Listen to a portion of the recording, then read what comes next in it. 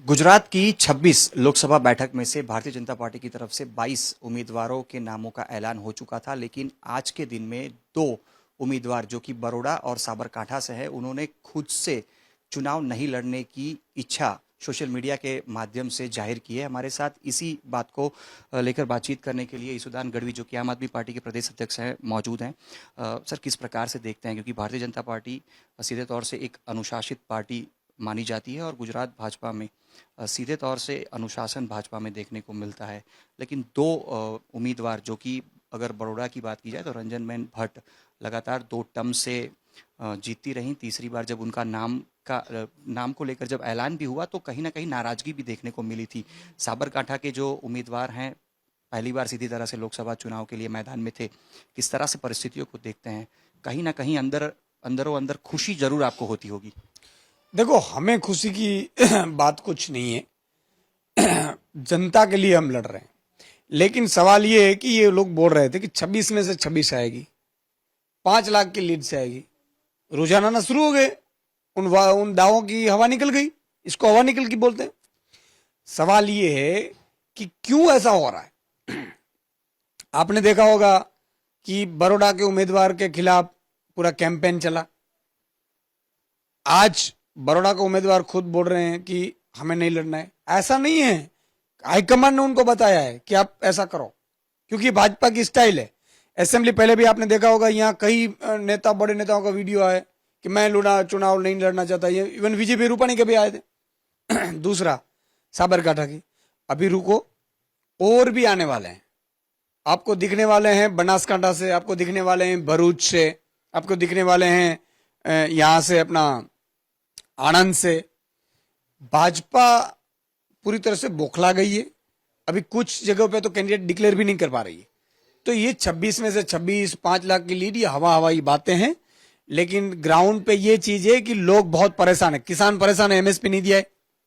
इसके बावजूद 14 और 19 में भाजपा ने मैनिफेस्टो में रखा है। खुद नरेंद्र मोदी बड़ा चढ़ाकर बोल रहे थे, अभी बात भी नहीं कर रहे हैं इनकी एमएसपी की। किसान नाराज है, कर्मचारी नाराज है, आपने सबने देखा होगा। सबसे बड़ी बात, महिलाएं नाराज है। अब राजस्थान की महिलाओं को 450 रुपये में गैस सिलेंडर देते हैं। गुजरात की महिलाओं ने क्या गुनाह किया है? अब मध्य प्रदेश की महिलाओं के लाडली की तो आप 1200 या 3000 देते हैं। गुजरात की महिलाओं ने क्या गुनाह किया है?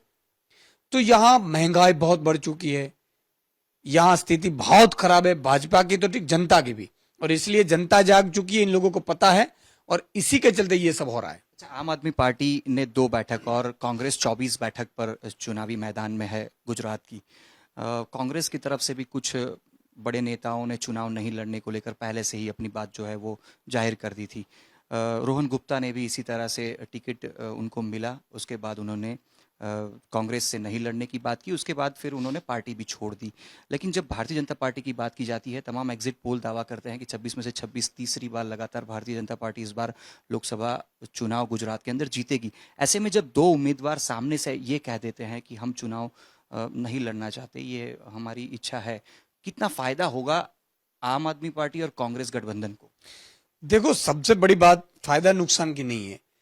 बात यह है कि ये डिक्लेयर होने के बावजूद अभी कैंडिडेट चेंज करने की भाजपा को जरूरत पड़ी है। अगर 26 में से 26 ठीक होते तो क्यों आप कर रहे हो भाई? उसका मतलब कि उनके जो दावे हैं वो खोखले हैं। दूसरी बात है कि जनता ने तय कर लिया है। अब साबरकांठा ने जनता ने तय कर लिया है, वहां बनासकांठा ने जनता ने तय कर लिया है। अब वहां भरूच की जनता को पूछो, आप भावनगर की जनता को पूछो। भावनगर में आप मुझे बताओ, प्याज के भाव बहुत बढ़ रहे थे। भावनगर जिले में से सबसे ज्यादा प्याज है, तो नरेंद्र मोदी ने प्याज पर निकास बंदी की थी। अब वो नरेंद्र मोदी को क्यों वोट देंगे भाई?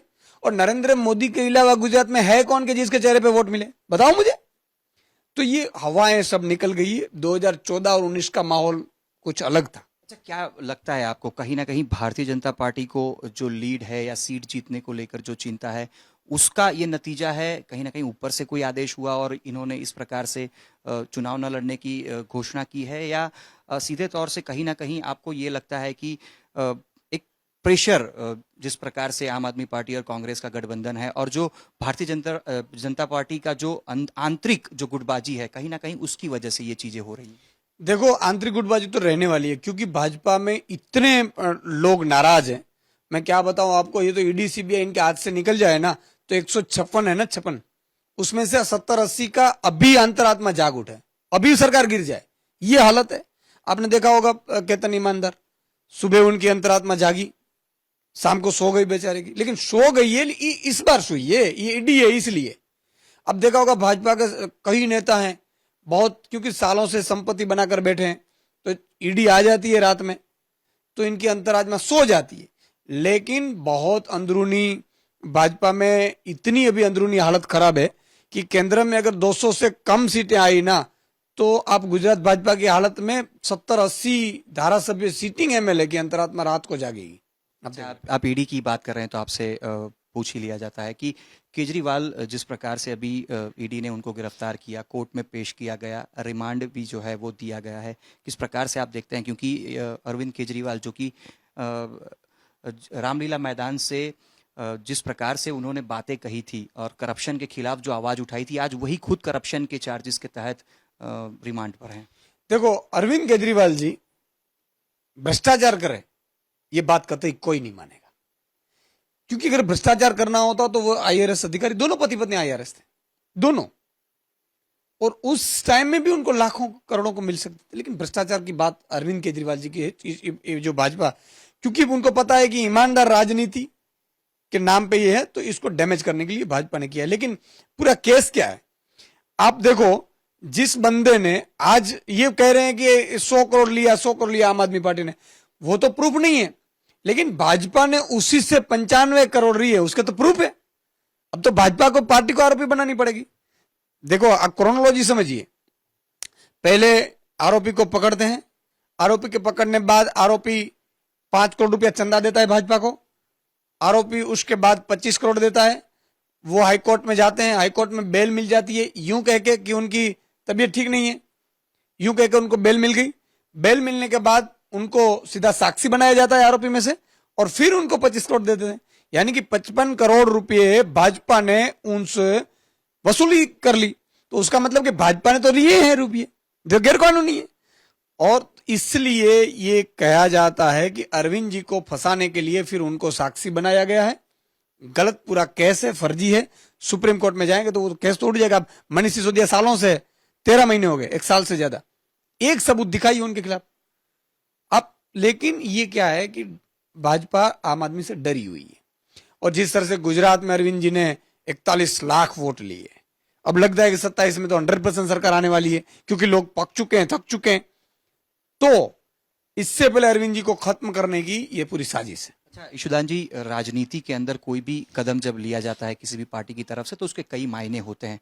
फिलहाल जिस प्रकार से ईडी ने गिरफ्तारी की है, आपको क्या लगता है कितना फायदा चुनावी तौर पे हो सकता है, आने वाले इलेक्शंस में हो सकता है? क्योंकि गुजरात की भी अगर बात की जाए तो आम आदमी पार्टी गठबंधन के तहत कांग्रेस के साथ लड़ रही है।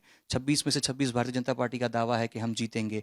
क्या लगता है, जैसे 2 उम्मीदवारों ने सामने से ऐसा बोल दिया है कि हम नहीं चुनाव लड़ना चाहते, क्या मौजूदा परिस्थितियां अब आप आंकलन कर रहे हैं? देखो, मैं एनालिसिस हमने किया है, उसमें तो आम आदमी पार्टी को बहुत बड़ा फायदा है, अरविंद जी को और आम आदमी पार्टी को। अरविंद जी पूरे वर्ल्ड में ट्रेंडिंग में थे, एक तो चीज ये। दूसरा, वॉशिंगटन पोस्ट से लेकर बड़ी बड़ी अखबारें विपक्ष को खत्म करने के लिए किया हुआ है। जो भी आदमी पढ़ा लिखा है वो जानता है कि अरविंद केजरीवाल जी को गलत फंसाया गया है।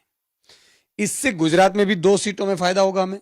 अब भरूच, चेतरभाई वसावा को डाला था जेल में, फायदा हो गया, अब चेतरभाई वसावा जीत रहा है, भावनगर में भी जीतेंगे। सबसे बड़ी बात है कि अरविंद जी के जेल जाने से कार्यकर्ताओं जो नाराज भी कुछ बैठे थे ना, वो भी कल आपने देखा होगा बाहर आ गए। अब तो डोनेट शुरू किया 1100, अभी मैं ट्विटर पे देख रहा था। इसलिए पूरे देश में एक सिंपैथी जागी है, जैसे अन्ना आंदोलन के टाइम पे चल रही थी। इसलिए मुझे लग रहा है कि अरविंद जी अब प्राइम मिनिस्टर के कैंडिडेट धीरे धीरे बनते जा रहे हैं। अच्छा, अन्ना हजारे ने भी कहीं ना कहीं नाराजगी व्यक्त की है और उन्होंने कहा है कि ये डर उनको पहले से ही था अरविंद केजरीवाल को लेकर। अन्ना जी को तो अरविंद जी को सपोर्ट करना चाहिए, क्योंकि अन्ना जी किसी के हाथे बन रहे हैं। अब देखो, अन्ना जी सरालेगांव सिद्धि में बैठ गए आंदोलन करके, क्या फायदा हुआ? अगर अन्ना जी अरविंद जी के साथ रहते और तीसरे 2 राज्य में महाराष्ट्र में भी सरकार बन जाती तो आज अच्छी स्कूलें होती, अच्छी अस्पतालें होती, अन्ना जी को रालेगांव सिटी में बैठने की जरूरत नहीं पड़ती। ये तो भाजपा वाले जाकर उनसे निवेदन करवा लेते हैं। अन्ना जी अच्छे इंसान है, लेकिन आज अरविंद केजरीवाल जी ने सरकार बनाई तो अच्छी अस्पतालें बनी, काम के नाम पे राजनीति आती है और हमारे जैसे लोग राजनीति में आए, ये अरविंद केजरीवाल जी को दुआ दे। तो अन्ना जी को तो उनको सपोर्ट करना चाहिए। तो कहीं ना कहीं जिस प्रकार से अरविंद केजरीवाल के सामने एक कदम उठाया गया है, ईडी ने गिरफ्तारी की है, रिमांड पे फिलहाल अरविंद केजरीवाल को लिया गया है, तो उससे फायदा आम आदमी पार्टी को सीधे तौर से आने वाले चुनाव में होगा, इस प्रकार की जो आशा है वो व्यक्त की जा रही है। लेकिन गुजरात की अगर बात करें तो 2 बैठक बड़ौदा और साबरकांठा, यहाँ के जो दोनों उम्मीदवार थे उन्होंने सामने से अपना जो चुनाव का जो टिकट उनको भारतीय जनता पार्टी की तरफ से मिला था वो लौटाने की बात कही गई है, जिससे कहीं ना कहीं आम आदमी पार्टी और कांग्रेस के नेताओं में खुशी का माहौल भी देखा जा रहा है। कैमरा पर्सन प्रीतेश रावल के साथ अतुल तिवारी, आज तक।